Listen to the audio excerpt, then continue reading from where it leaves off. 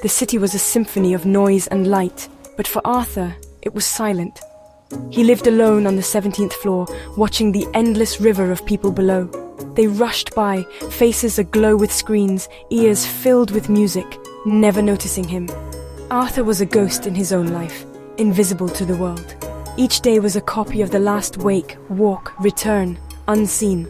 The city buzzed with life, but for Arthur, it was all muted, as if he watched from behind glass. He often sat on a peeling green bench in the park, a statue of stillness in a sea of motion. Children laughed, couples strolled, but Arthur simply waited for the day to end. The emptiness was a heavy coat he could never take off. Even small kindnesses, holding a door, buying coffee, went unnoticed. He was the silent hum of the city, present but unseen. He had forgotten the sound of his name spoken with warmth. He was lost. Before the greyness, Arthur's world was filled with colour because of Eleanor, his wife.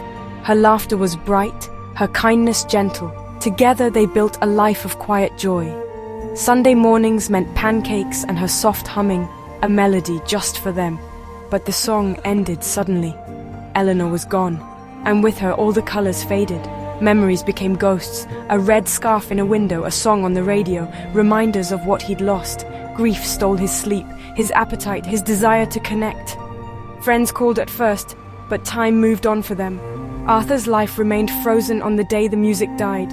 He retreated, building walls of loneliness around himself. He whispered her name to the wind, searching for comfort that never came.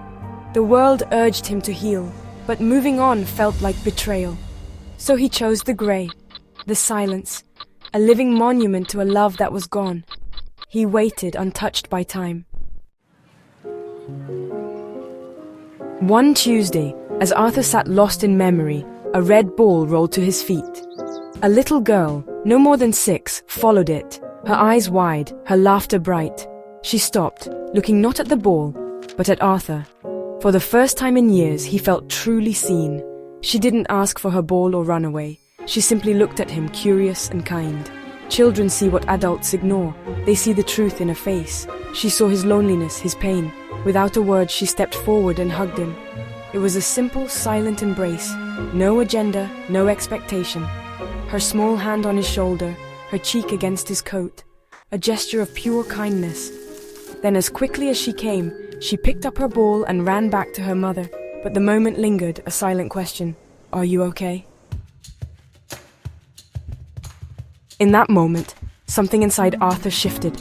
The hug was a key turning in a long, locked door. A single tear traced his cheek, the first since the funeral. The world began to change. The red ball brighter, the leaves vivid, the sky brilliant. Children's laughter became music again. The hug had awakened his soul, reminding him he was not invisible. Someone had seen him, cared enough to offer comfort. The heavy coat of grief felt lighter, as if a single thread had been snipped. Arthur stood, noticing faces around him, tiredness, joy, life.